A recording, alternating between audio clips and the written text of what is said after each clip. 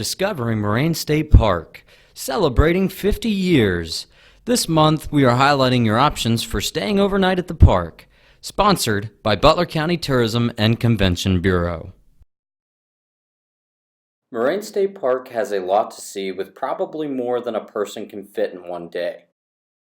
These options include cabin rentals, Adirondack shelters, and group camping areas, although the group's campsites are only available to large groups like scout troops or business retreats. Park manager Dustin Drew said the cabins were by far the most popular choice, booking up months in advance. There are even 2 cabins that are ADA accessible, and these same cabins allow dogs for an additional fee. The cabins sleep up to 6, so there's 2 sets of single bunks and then a double bed in a separate room. They're considered modern in that they have flush facilities. They each have a bathroom inside, a toilet, shower, sink, obviously. They also have a kitchen, so there's a stove, oven, microwave, refrigerator, and freezer as part of the kitchen facilities.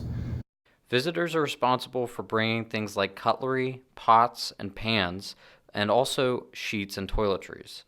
We offer the basics, and then folks have to bring the rest. But as I mentioned, very popular. Each cabin has a dock associated with it. They sort of lie on a bit of a peninsula, which is somewhat unique to cabins in state parks. Not all parks are able to offer that, but we can, and that's a nice draw that people can bring their kayaks or even launch their boat and moor it right there near their cabin. There's a fire ring outside at each one and a grill for outside cooking and spending time outside, and then just a living area, living room.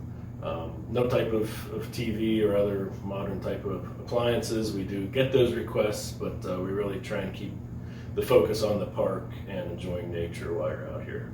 The Adirondacks are for one-night stays with the hope that people hiking the North Country Trail can use them to stop and rest.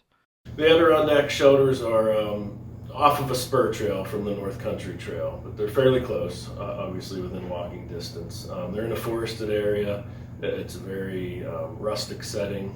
There is a composting toilet there, so there are some comfort facilities, but it is very primitive, basic camping, which is the intention with it being a backpack facility.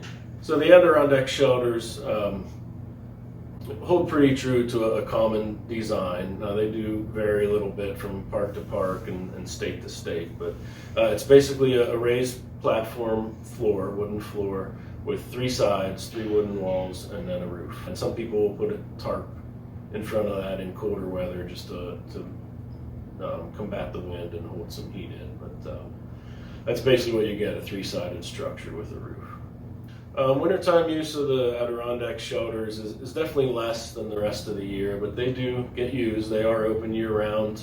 The cabins are open year-round, and we keep one of the group tenting areas open year-round. So we try and accommodate folks who do want to partake in winter camping. Some of the scout troops actually come out in the winter months and do different badge requirements with winter camping type of things.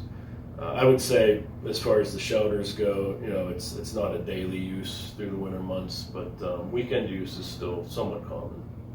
Moraine State Park doesn't have a family-style campground where people can pitch a tent or park an RV, but to reserve any of the 3 options discussed in this video, you can visit the Pennsylvania DCNR website or call its toll-free number.